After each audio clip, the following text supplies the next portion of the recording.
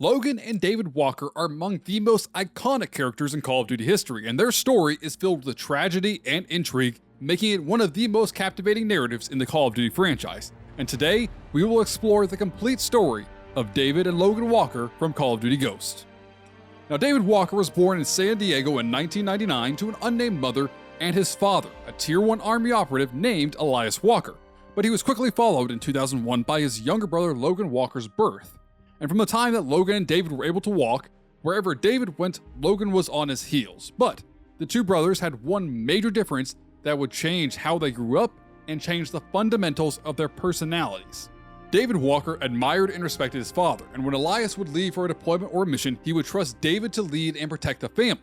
However, David wanted to make his father proud, so he became very stoic, very level-headed, and calm, even in the toughest moments at a very young age.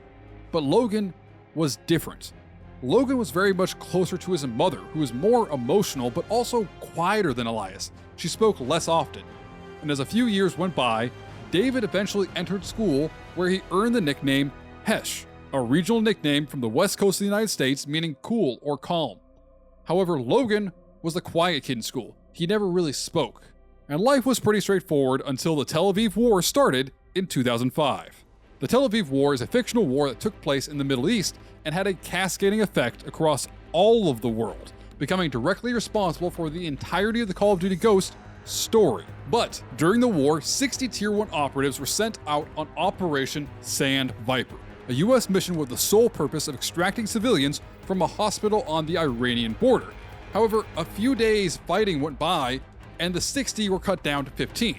Among them was their new impromptu leader, Gabriel Rourke, and Elias Walker, the second highest ranking soldier left alive.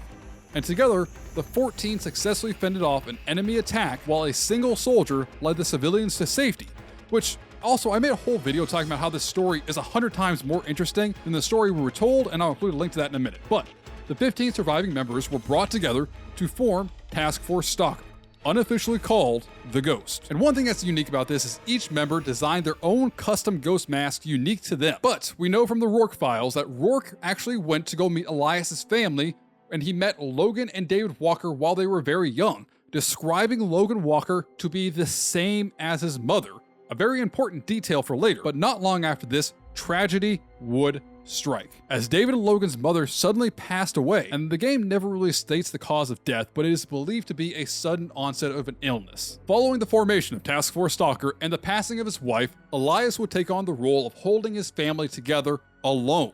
Meanwhile, Task Force Stalker was only used in specific, specialized circumstances, which allowed Elias to spend more time with his family, and it's here that he would actually subscribe to my channel like you should do down below right now. But Elias was not the conventional father. To harden Logan and David, Elias would take them out into the woods near San Diego and teach them to shoot, to hunt, to speak without speaking, and to be generally considered men. However, during this time, he would also push his sons to enlist in the military upon becoming legal age. It was then that Logan began to speak less than his already few words, as he had best conceptualized his father's lesson of speaking without speaking, never really communicating verbally unless he had to. However, the Walker brothers were instilled with a deeper desire to join the military, when in sometime around the end of 2013 beginning of 2014, the Tel Aviv War came to a sudden end when the entire region was completely and utterly destroyed. It is stated that the war ended abruptly, with the region being so completely devastated the terrain was uninhabitable. They were no longer able to access the energy resources in the area. Now, notably, it never says anything anywhere about nuclear weapons. And with the level of destruction described, we can only assume that this is when the Odin orbital destruction weapon was likely used in the Middle East to devastating effects to end the Tel Aviv War. And with the end of the war and the destruction of the Middle East, it kind of solidified David Walker's decision to join the military. And wherever David went, Logan was going to follow. With the end of the Tel Aviv War, the South American energy-producing countries began fighting each other for dominance, as now they were the sole provider in the world of energy resources such as oil. We know that the countries were engaged in a war with one another. However, in June 2014, several South American countries formed the Federation of the Americas, quickly merging their countries into one larger, more powerful country. But this wasn't good enough. They tried to end the violence happening in South America by taking over countries that were still fighting. And then at some point, it turned from a peacekeeping force trying to unite South America into an invasion force with the sole intent of taking over all of the Americas, until they eventually reached the Mexican-American border in under a year. It was at this point that the Ghost leader Gabriel Rourke became obsessed with killing the Federation general leading the armies, and his sole goal became trying to kill this general. After talking to the president and receiving approval, Gabriel T. Rourke would lead the Ghost with his second-in-command Elias Walker on a mission to kill the Federation general. But Elias Walker, now sure his sons were men around the ages of 14 and 16, was confident he could leave them by themselves and help the Ghost on their newest mission deep in the heart of Federation territory. And while successful in the objective of killing the Federation general, the mission had also resulted in Rourke being declared missing in action, and the few-day deployment Elias had originally planned turned into weeks, and yet they never found their commander Rourke. With this short-lived victory, the Americans reenacted the Odin program, publicly informing the Federation that if they ever tried to invade the US, they would use the Odin orbital weapons on them. And this kind of caused an uneasy truce over the next 2 years, as both America and the Federation entered a Cold War-like state where the two countries just built up their arsenals, preparing for the other to make a move. In 2017, David Walker enlisted in the military and completed basic training, coming back to his family home to now see his 16-year-old brother and dad. And this is where we see the iconic scene where Elias Walker tells his sons the story of the Ghost and Operation Sandpiper. And a quick note on the story he tells us is a complete exaggeration of the real story that I talked about in another video, like I said earlier. I'll link it at the end. But while telling his sons the story of Task Force Stalker, the Federation had meanwhile snuck troops onto the resupply shipment for the Odin, and would take control of the satellite targeting San Diego and other major cities across the United States. As the ground began to shake, the Walker family began to run back to their truck, thinking it was a tremor from the nearby fault line. And it was not long after the first Odin ornament struck the ground that Elias Walker realized what was happening, shouting, "It was the Odin." The weapons they had used to end the Tel Aviv War had been turned on their creators, with the Federation striking most major cities along the southern border of the United States, as well as a few other high-population cities across the United States. Immediately following the end of the strikes, the invasion of America by the Federation began, and over the next 2 years, the United States struggled to recover as the Federation began mounting troops and attacks on the coastal cities of the United States. And upon turning 18, Logan Walker would join the military alongside his brother, with the two being assigned to work together under their father's command. 9 years in the future, as David and Logan Walker have become the most reliable soldiers at Fort Santa Monica, their father Elias adopts a military dog, Rex 3380 K9 number 130, and began to train him alongside his sons to be a military dog to serve in the field, eventually renaming him Riley and gifting Riley to his sons in their future missions. Now we move forward 1 year to 2027. 10 years after the Odin strikes have leveled the United States southern border, Logan and David Walker are set to experience some of the hardest tragedies they've seen in their life yet. And this is the story that we experience in the Call of Duty Ghosts campaign, which begins with Logan and David Walker out on a recon mission inside the now-destroyed city of San Diego when a call comes in, waking the sleeping Logan Walker and prompting them to head back to regroup with another patrol out in the ruins of San Diego. As the two brothers make their way back to the base, they stumble across the Federation soldiers probing the city for routes to Fort Santa Monica and quickly take them out. But this small victory is overcast by the shadow of the Federation attack along the concrete wall that guards Fort Santa Monica. As American soldiers desperately hold out against the attack, Logan and David come in guns blazing, helping fend off the attack before retreating into the safety of Fort Santa Monica, where they regroup with their commander, who is Elias Walker, their father. Back in the headquarters, Elias Walker informs his sons they're going to head into No Man's Land to try to find a lost reconnaissance team. Now, No Man's Land is scattered ruins created by the Odin strikes, where buildings and entire segments of land can collapse in on themselves at any point. Only the highest tier operators can operate here. However, once getting into the heart of No Man's Land, the brothers and Riley stumble across an American who is leading the Federation troops and interrogating a soldier wearing a skull mask. The American leading the Federation troops is Gabriel T. Rourke, back from the dead and intently torturing and questioning the captured Ghost soldier, Alex Ajax Johnson, before telling the soldiers to take him back to Fireblaze Charlie. Not long after the pair move further into No Man's Land, they stumble across a bunch of growls emerging from the wilderness around them as a pack of wolves appears before them slowly.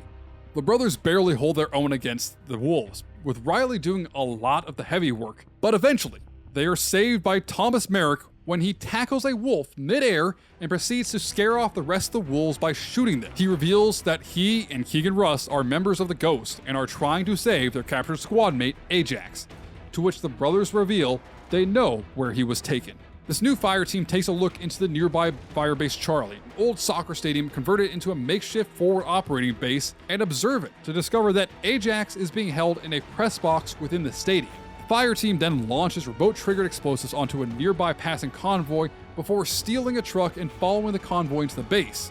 And from here, all hell breaks loose as Logan detonates the explosives on all the trucks as they push the press box where Ajax is being held. As they fight through waves of Federation troops, they actually find out that Ajax wasn't in the press box.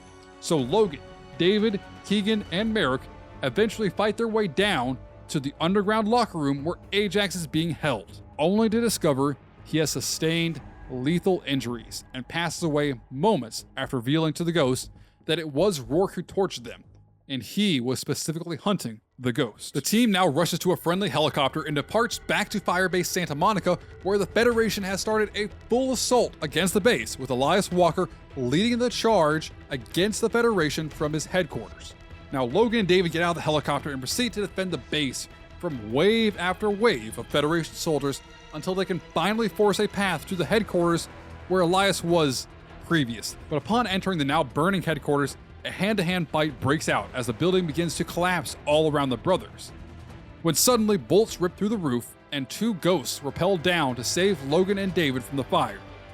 And as they are pulled to safely in the helicopter, it's revealed that their father, Elias, is one of the ghosts, and he was testing David and Logan to see if they were good enough to become ghosts themselves.